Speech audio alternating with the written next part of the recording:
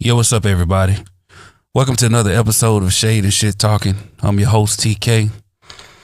And as always, I thank you for tuning in. Now, this episode is a little different. At least the start of it is a little different. Instead of a theme song or a background song or whatever, I wanted to start off by reading you guys a poem. This poem was written May 16th, 2016. And the title of this poem is called I Am Not What You Think. I am confused and afraid. I wonder what path I will take. I hear that there's only two ways out. I see mothers bury their sons. I want my mom to never feel that pain. I am confused and afraid. I pretend like all is fine. I feel like I'm suffocating. I touch nothing, so I believe all is fine. I worry that isn't it though. I cry no more. I am confused and afraid. I understand people believe I'm just a statistic. I say to them, I'm different. I dream of life getting easier. I try my best to make my dream true. I hope that it does. I am confused and afraid. That poem, like I said, was written back in 2016, was written by a then 15-year-old Antoine Rose Jr.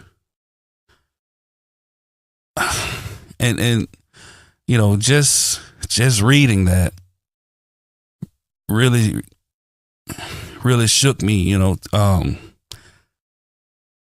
shook me to my core, just reading it, thinking about it. Antoine Rose Jr. was a 17-year-old kid who on June 19th was fatally gunned down by the Pittsburgh police. Yeah. A cop fatally shot this 17-year-old 3 times in the back, fleeing a traffic stop. And this cop who shot him had just been sworn in 90 minutes before killing him. 90 fucking minutes. I mean, I really don't know what to say. I mean, this is a story that we've seen and heard far too many times. And there has to be some type of accountability for this. It has to be. Because this is just bullshit. I mean, I understand cops got a tough job to do, and but fuck. Like how do they not have better training, better, being taught better than what we're getting as U.S. citizens? I mean, you have people in the military who are in war zones with people who are actively trying to kill them, have rules of engagement, have protocols that they follow. Yet these fucking cops, man, they just run wild and free. And they wonder why people feel the way that they do. They wonder why there's so much anger, hatred, and resentment towards them.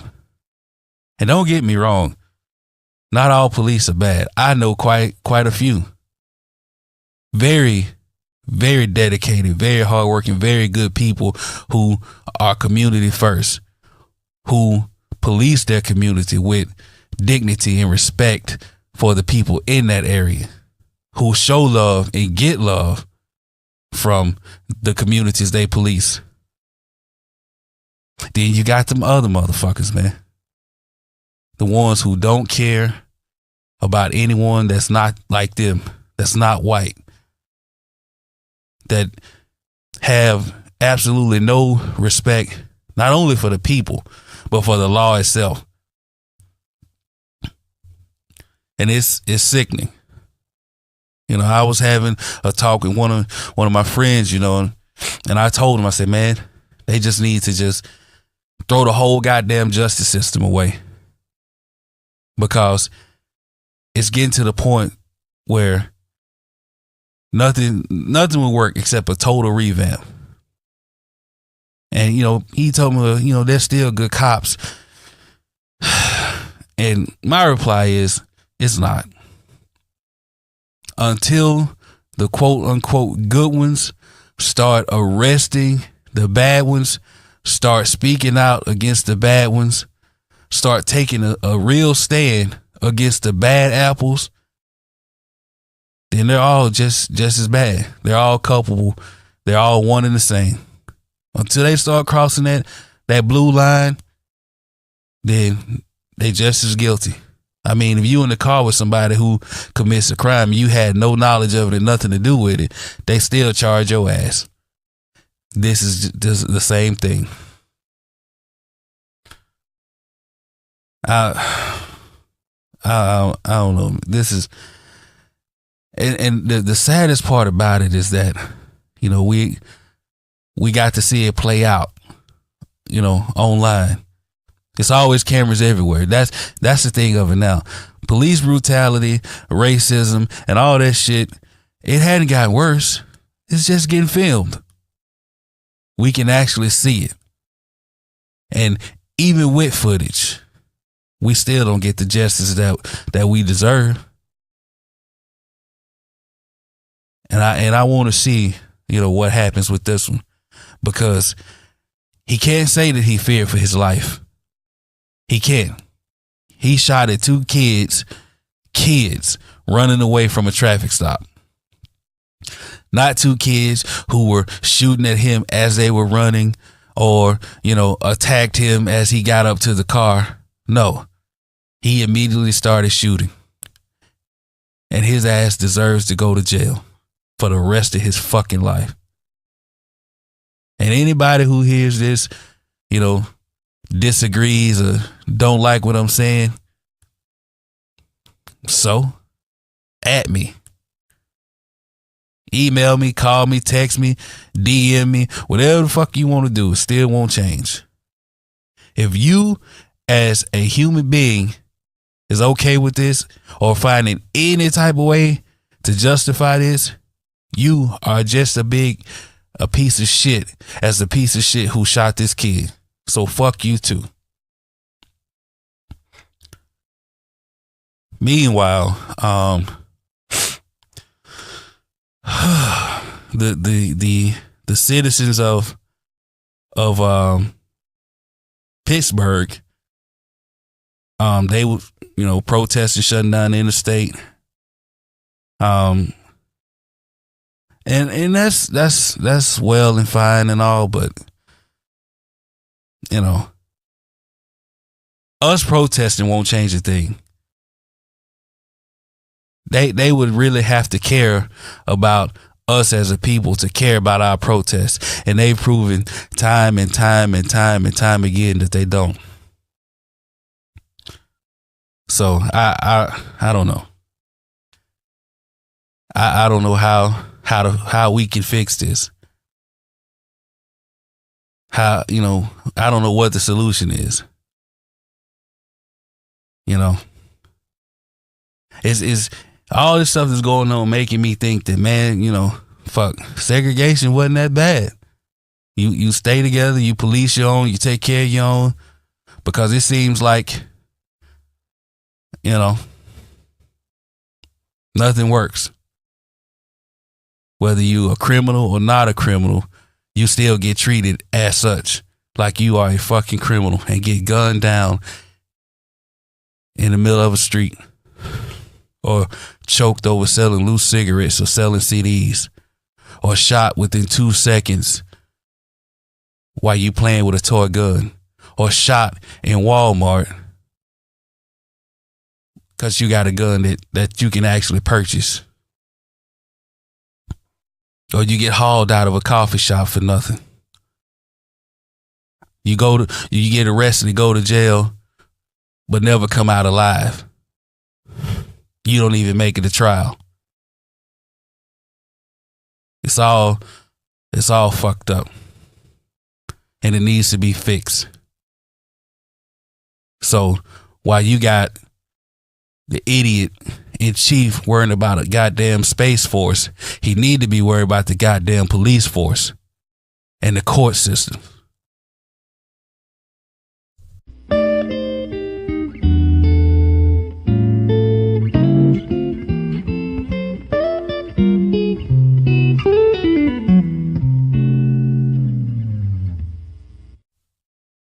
Give me your tired, your poor, your huddled masses yearning to breathe free. That is, unless your ass is Mexican and you trying to come through the border. Man, we've all seen the news, see what's going on down there, and I gotta tell you, it's all pretty fucked up. Now, I don't think anyone, deserves to be treated inhumane, or treated like a piece of shit or less than human because they're looking for a better life. And I'm not gonna sit here and say that everybody that comes through the border, whether it's legally or illegally, they're all good people. No, I'm not. But you can't treat every last person the same, especially these children. I mean, what the images we've seen on TV is pretty sad. We've seen people, basically in cages. Oh, they want to call them partitions, but they're not wire partitions. They're fucking cages, and it's pretty fucked up. Now, a lot of the supporters of Orange Blunder, their go-to is, he didn't start this. This was started in 96 with the Clintons or whatever, and Obama did it, and that's a half truth, and they're good at lies and half truths. Yes, the law wasn't just created, but the way that they're enforcing it is. Since April, I believe, when Jeff Sessions, racist piece of shit ass, created this zero tolerance policy, there have been thousands of children separated from their parents. Thousands. And they're doing this by making the act of crossing the border criminal. And when you make it criminal, it gives them the right by law to take these people's children. And I mean, as a father, I would go through hell and gasoline draws with a book of matches in my hand before I let my children suffer. Seriously. If making my children's life better means I would have to run into the police station wearing a t-shirt saying fuck the police while playing NWA's fuck the police, I would do that if it meant a better life for my children. So I don't look down at any of those people that's crossing the border, whether it's legally or illegally.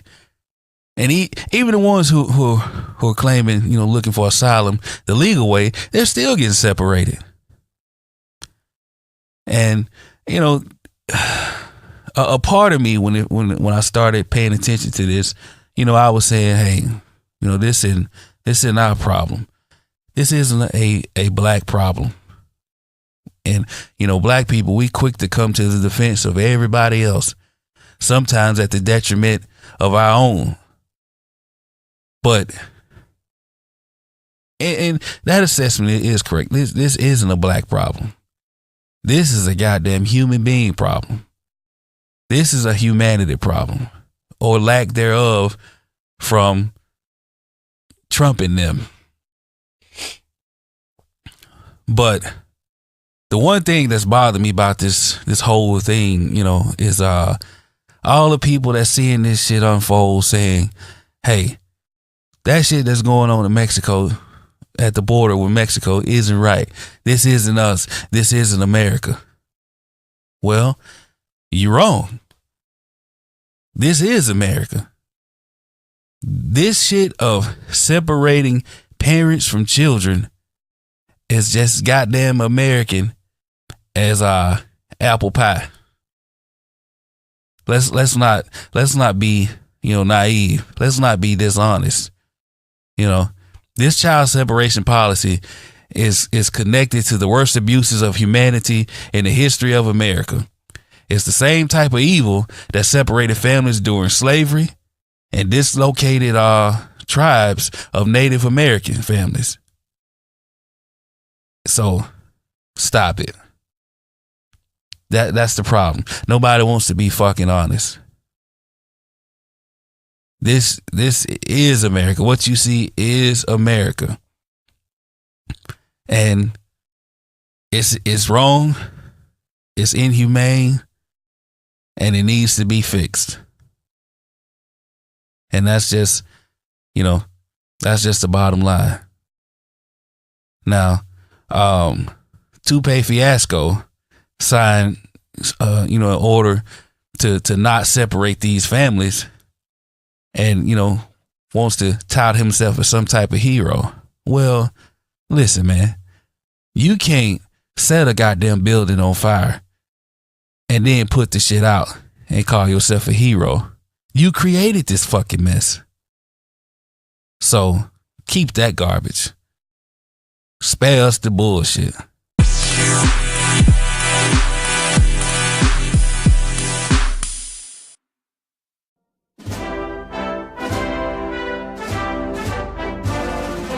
To infinity and beyond. So Orange Lord Helmet decides to get on TV the other day and tell us that he is decreeing that the U.S. military add a sixth force to his ranks, and this force is known as the Space Force. Yes, the Space Force, to protect America. Now, I have some theories about why he's deciding to invade space to fight Thanos or whomever. I believe that he spent a 48-hour period in his room watching Sci-Fi Channel and multiple showings of Mars attacks. He probably went and saw the Avengers. I'm thinking Spaceballs or something like that.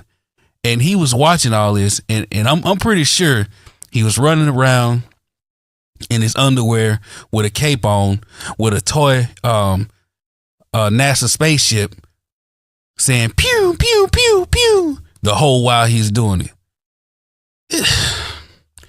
This motherfucker has got to be kidding me. This is who y'all voted for.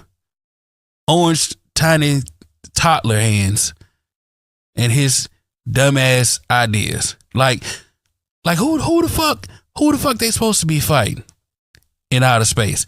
That's just attacking America. That makes absolutely no sense. None at all. Damn.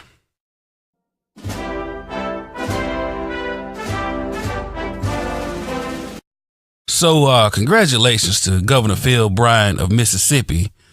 On last week, he received the Sons of Confederate Veterans Heritage Award. Now, Bryant is a card-carrying, dues-paying member of this organization who has, ever since he's been governor of the state since 2012, has made the month of June, I believe, Confederate History Heritage Month or some shit like that. Now, who is the Sons of Confederate Veterans, you might ask? Well, I'll tell you. The Sons of Confederate Veterans, they consider themselves the guardians of white innocence. They want to convince Americans that, their cause or their Southern heritage isn't about slavery and racism. It's just about good old Southern pride, my flag. Man, please. So, they fight to keep their monuments that's emblematic of slavery and oppression and hatred, and they wave their flag that's symbolic of slavery, oppression, and hatred. And they just gave the governor of Mississippi, my home state, an award. So, damn. I swear, my state always making the news for the worst things, man. So, when it's time to vote, get his ass out too.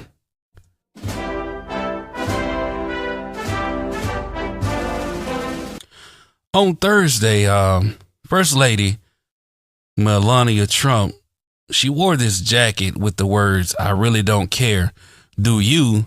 on the back, as she was boarding a plane, which was going to Texas. She was on a surprise trip to the U.S. border, with Mexico, to see firsthand the plight of the immigrant children and families in this shelter.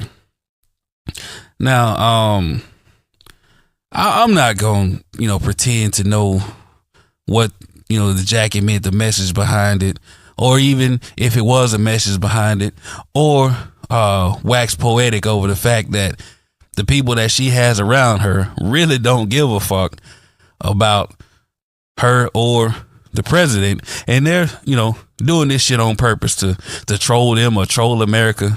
I don't know, but just looking at it, I will say that such a callous message that was on her back as she left to visit these children is just bad optics. And it was shocking to a lot of people, but considering who she is and who she's with, nothing shocks me with them, nothing surprises me with them. But it was indeed shocking. And even if it wasn't a message behind it, wearing that particular jacket with that phrase was indeed poor judgment. And it will continue to damage the reputation of the U.S. I don't care about hers or Trump's reputation. I mean, they do a damn good job of that themselves. But the shit just looks bad. It looks really shitty. And the problem with it is, as the first lady, you are supposed to care. You would have never seen Barbara Bush, Lauren Bush, Hillary Clinton, even though I don't think that bitch care about black people either, but or anybody for that matter, or the best first lady ever, Michelle Obama. You would have never seen any of them wearing that jacket at that particular time. Now, they could have worn it any other time, but they were smart enough and had people who are around them that love them enough that would have said, look, that's not a good look. No, we don't look like a strong family unit, so don't wear that shit. But, oh well, I will say this. For Melania, you take all the time, that you did to steal Michelle's speeches and shit. You should have stole her goddamn style of dress as well. Or at least ask yourself, what would Michelle do?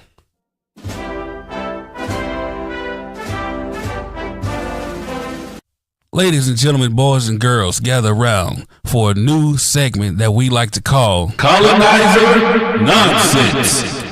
Now, our first incident takes us to Seattle, Washington, where Kyoko Silvano recorded 35-year-old Stephen J. Watts, a white guy, of course, repeatedly screaming nigger at a black man and other passerbys in the Beacon Hill neighborhood. Now, we used to them saying nigger. I mean, that's their go-to word, whatever. But the funniest part about it all was this ignorant motherfucker had the nerve to yell out and claim that the white man built these streets. Like he said it repeatedly.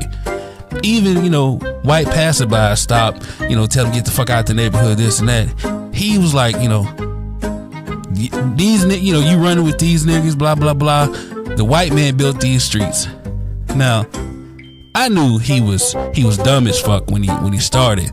But when he said that part, I really knew that this motherfucker was just plain ignorant. Now, no surprise, he's an uneducated guy, so that's expected.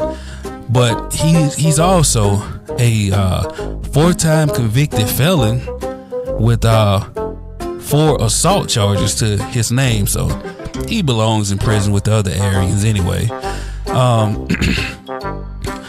What really struck me as odd, well, not odd, or ironic more so, was that he's hollering nigger this, nigger that. This bitch got on the full Jordan outfit, jacket, shoes, and all. Like you hollering nigger, but you wearing a black man's line. Like, how fucking retarded can you be? Well, anyway, this idiot, Stephen J. Watts, was later arrested for harassment and obstruction. So, I hope the charges stick. I mean, they got footage. I hope they throw whatever they can at him and lock his ass up where he belongs. Fuck him. So, recently in the news, we've had different things that black people can't do. Moving while black, driving while black, sleeping in the common area while black, sitting at Starbucks while black. Well, I got another one to add to the list, and that's swimming while black. Now, in Pasadena, California, a woman and her 5-year-old daughter was harassed by a racist idiot. They were vacationing at this expensive hotel in Los Angeles, and they were the targets of racial harassment from this man who demanded to know if they showered before using the pool. Like, he really had the nerve to ask these people, had they showered beforehand. And his rationale was that, and I quote, because people carry diseases into the pools, and he doesn't want the health department to shut the pool down. Now, if anything, a psychiatric ward should be notified, and they should have pulled up on this dumb motherfucker and, gave him a straitjacket and a one-way trip to the crazy house, because you got to be crazy as fuck to walk up on somebody and do this. Well, either that or just racist as fuck. I tend to think he was both of them. Now, honestly, I really wish she would have smacked the shit out of him, but I understand because she had her 5-year-old daughter with her. But, to traumatize a kid like that, basically saying that you need to wash the black off of your skin in order for it to be right is just straight up nonsense. Nizer Nonsense. And I hope somebody catch him at the pool and waterboard his bitch ass. Now, my final story takes me to, I believe, maybe France. I'm pretty sure a lot of y'all have seen this, but it's a post going around, a small video going around of a priest, I guess christening or maybe baptizing a baby or attempting to. Well, this, the priest was speaking French. This French speaking clergyman, he grabbed the little boy's face and squeezed his face, squeezed his neck, and he was talking to him real close, and then he just smacked the shit out of him. he hit him like he was a grown ass baby. All because the kid wouldn't stop crying. And first of all, had that happened at Rock of Ages Missionary Baptist Church, where I was raised at, oh, he'd have got his ass stomped. Probably drowned in the baptismal pool behind the choir stand. We don't play that type of shit. You can't even raise your voice at my goddamn kids if I don't know you like that, let alone put your hands on them. Now, I blame the parents for this 100%. And the reason why is, first of all, babies know when the motherfucker ain't right. And as soon as they walked up on this decrepit, evil looking motherfucker, the baby started losing his mind, like, man, fuck this. I don't want to be baptized. I'm converting to Islam before I do this shit. And the crazy part about it was the parents. They just sitting there, they cool with the shit. And the mama was leading them closer and closer, to this priest. And the baby got louder and louder. Now, when he grabbed this child's face, the way he did, the daddy should have just stepped in right there and stopped all of this shit. He didn't make a move until the priest slapped the baby's first tooth out of his mouth. Then he wanted to do something. I'd have had to fight that nigga right there. We both was going to hell that day.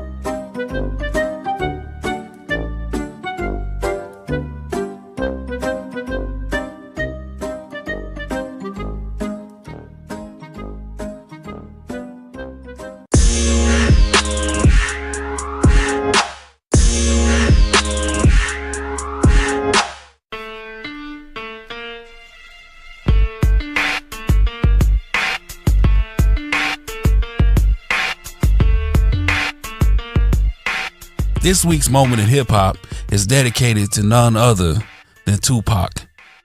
On June 16, 1971, Tupac, also known by Machiavelli, was born in East Harlem, I believe. Everybody know Pac, man. He is considered by many to be, one of the greatest of all time. Well, he is one of the greatest of all times. He was worldwide, multi-talented. The man did poetry. The man did movies.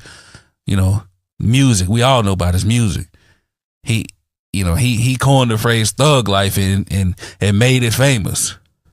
Over his career, Tupac has sold 75 million records worldwide, making him one of the best-selling music artists of all time. His double disc album, All Eyes on Me, came out in '96, which is one of my all-time favorites. Probably my favorite Tupac CD ever. And his greatest hit CD are among the best-selling albums in the United States ever. Like I said earlier, Pac was consistently ranked as one of the greatest and most influential rappers of all time.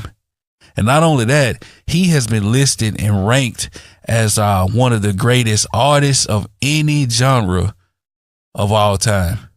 And I mean, not just, black folks. I'm sorry, Rolling Stone, different music magazines, music publications. On April 7th of last year, Pac was inducted into the Rock and Roll Hall of Fame on his first year of eligibility. Shout out to Pac. I mean, he's best known for Death Row, the work he did on Death Row. He had Pac had some bangers, man. A lot of bangers.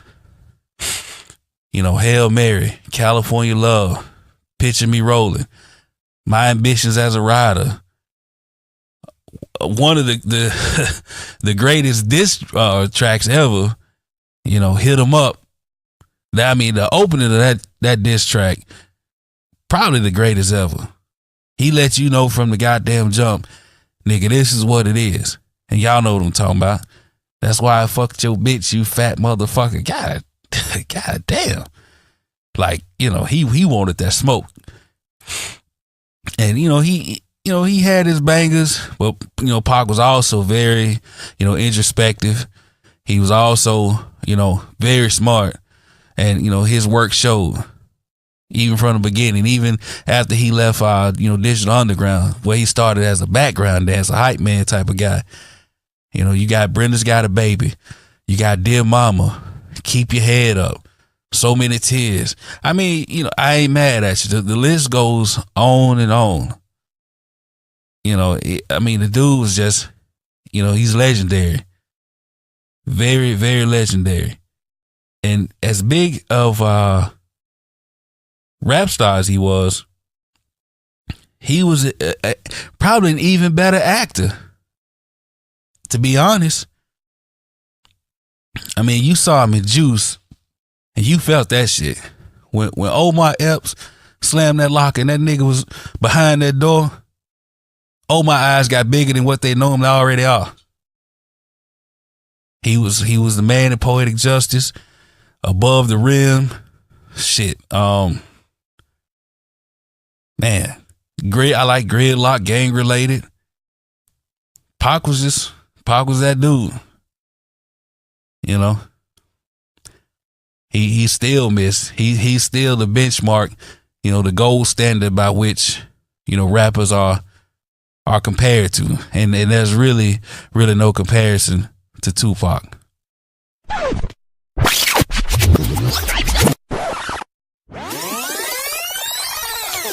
Also this week in hip hop news, this is the 1 year anniversary of the death of Mobb Deep rapper Prodigy. On June 20th of last year, Prodigy died in a Las Vegas hospital, and the cause of his death was ruled as an accidental choking.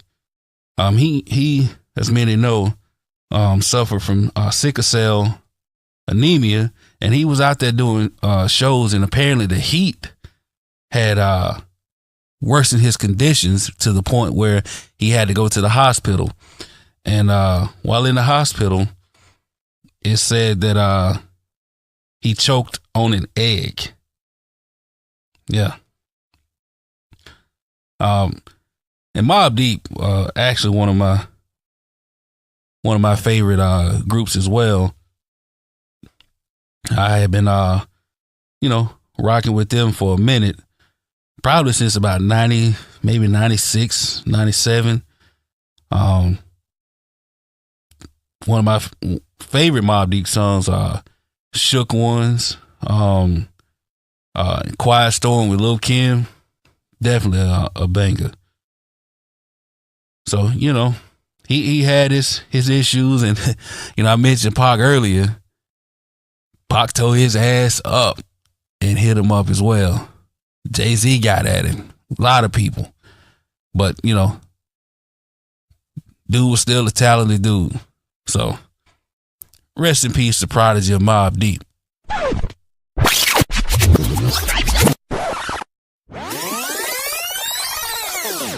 On Monday, Florida rapper XXXTentacion was shot dead. I'm not gonna even pretend I really know who this guy is. I might have heard one or two songs, but I'm not like a fan of his music. But apparently, this guy was very well known and had a lot of fans. He had, at the time of his death, he had a sophomore album that debuted at #1 on the Billboard 200 in March. He had, millions of followers, I believe, on Instagram and whatnot. And, he put out a lot of, music online. He was very well known as a SoundCloud rapper. And, with all of that, as far as music goes, he was also very well known for something else. let's see. His past included admissions of brutal assault against they say a guy, and he had allegations of abuse against women. And, at the time of his death, he was also facing charges of beating and strangling his pregnant girlfriend, as well as false imprisonment and witness tampering. And his death, and I saw this playing out, IG, Facebook as well. But his death ignited a feverish debate online with his fans lamenting his loss of life, expressing their sadness about how his life was cut short. And on the flip side, you had a bunch of people like, man, fuck him, call him a piece of shit, this and that. They pointed out his problematic history with violence. And this is a young dude, 20-year-old dude. And they also, they have a suspect that they've arrested and charged with killing him. And the dude who killed him was a 22-year-old dude. So you got two young guys who basically lost their lives over a botched robbery. The story goes that the guy XXX Tentacion was buying a motorcycle, and two guys, ran up on him, shot him, and took a Louis Vuitton bag. I'm assuming it was full of money or whatever.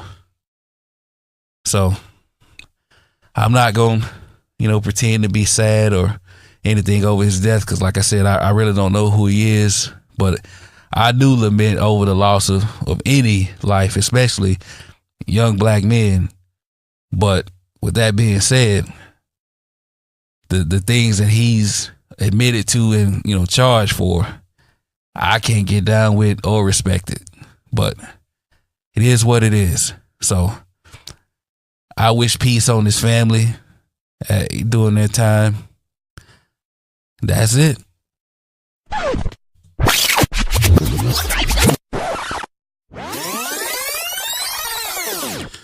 Finally, in my music and movie news, I want to give a big shout out to King T'Challa himself, Chadwick Boseman. Last week during the MTV Movie Awards, Chadwick won an award, and for a superhero and whatnot. And during his speech, he talked about James Shaw Jr. And he basically said that the award that he won was for James Shaw. Said that this award would be at his house from now on. Also calling Shaw a real superhero. Now, many of you may not know or may have forgotten who James Shaw Jr. is. And I'm not going to take the lazy way out and tell you, just Google it, nigga. I'm going to just give you a quick synopsis. Back a few months ago, a couple months, the Waffle House shooting, James Shaw Jr. risked his own life to disarm the crazy white terrorist that was shooting up Waffle House. In doing so, he burned himself pretty bad on the barrel of the smoking gun, but he nonetheless saved, himself as well as a bunch of people. And for that, he deserves, kudos. He also took the time to raise almost $300,000 for the funerals for the victims, and as well as money for their family. And that was even more of a grand gesture. So congrats to James Shaw Jr., a real live American hero. He deserves whatever greatness comes his way.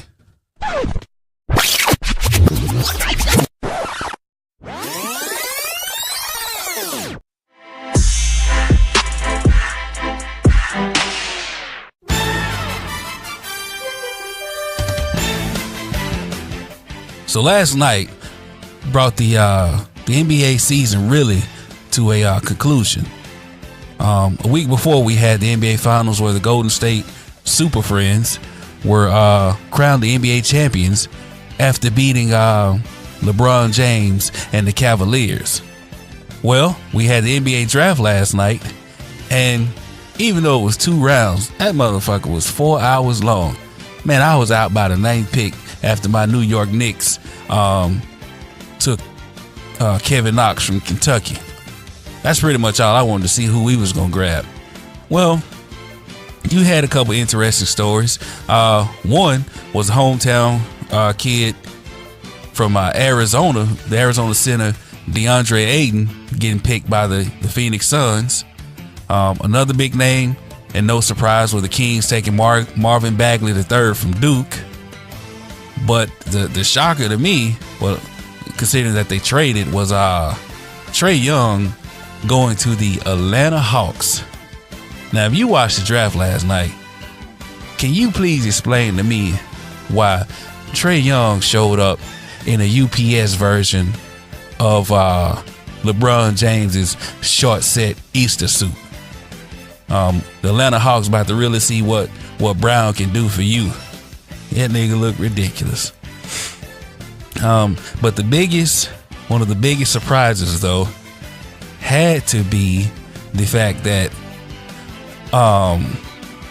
with the 14th pick, the Nuggets took a Missouri super freshman, Michael Porter Jr. Now, he has all the talent and abilities to be a number 1 pick, but because of back issues, he fell to the Denver Nuggets. And it kind of works out in his favor because good weed is good for all ailments, including back pain, or so I've heard. In other NBA news, speaking of Golden State,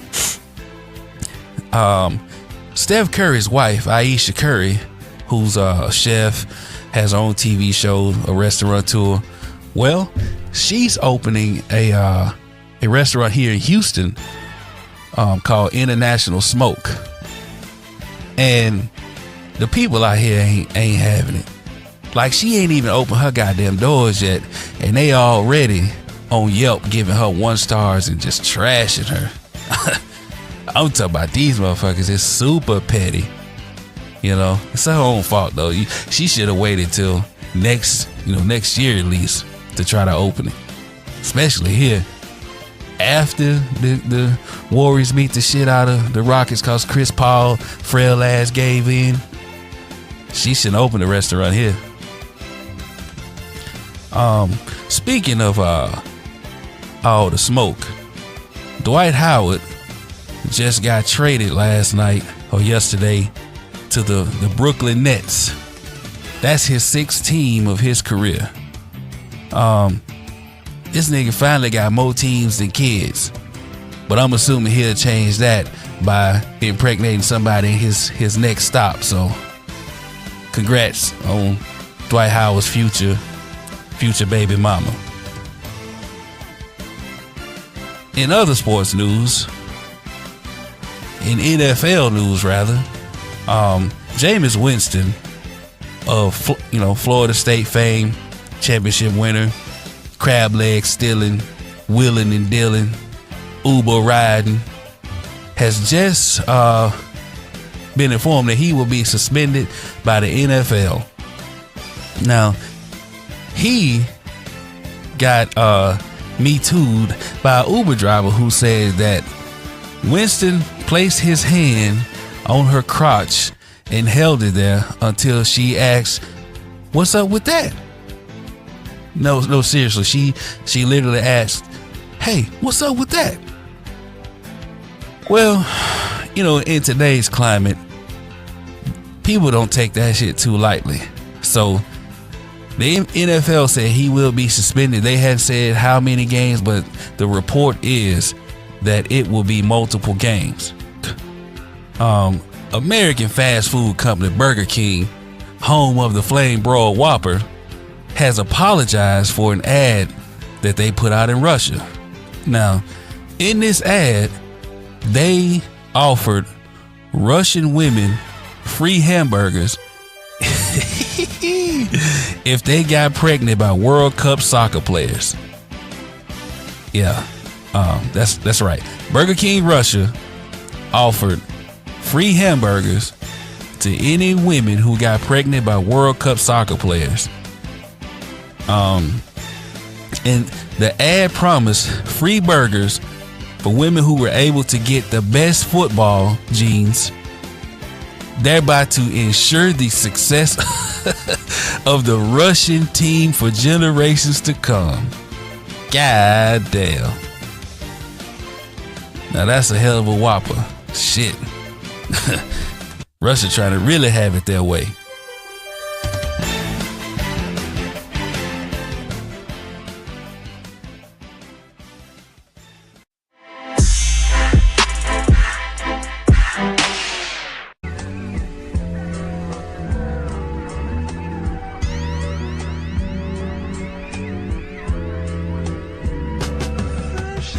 Well, folks, the end is here.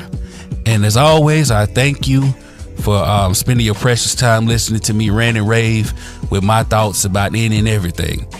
The love and support that you showed is very well received, very well appreciated, and very much loved. So I really, truly, from the bottom of my heart, thank you all, and hope to continue to get better and grow.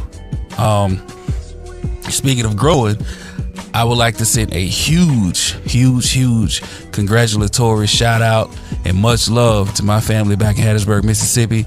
My brother Taj Stewart and his wife Joanna on the opening of their Midtown location of Southern Colonel's Gourmet Popcorn. They got the best in town, probably the best in the country if you ask me. Sweet, savory, whatever. They got it. Multiple flavors, multiple mixtures. So make sure you get on down there, support our people, black businesses, black economics. We preach that, we live by it. And as the saying goes, eat popcorn, be happy. And trust me, you will be happy with what they got to offer. Oh, by the way, you can catch them online, order online, anywhere across the country they ship. That's www.southerncolonels.com. Speaking of online, make sure you find Black with No Chaser. We're everywhere online. You can catch us on Instagram. That's Black with No Chaser. Catch us on Facebook, of course. And we're also on Twitter at Black No Chaser. So check us out. Like, share, follow the pages. We got a lot of things upcoming. Also, make sure you check out on Facebook our sister group, Melanated Millennials Investment Group, where we, as always, discuss black economics and ways to create, generate, sustain, and build wealth. So that's a good page to follow. A lot of insight, a lot of knowledge. Just remember, love your neighbor like you love yourself, but also be aware that everybody ain't for you. And those who are quick to pat you in your back are also looking for a soft spot to stick the knife.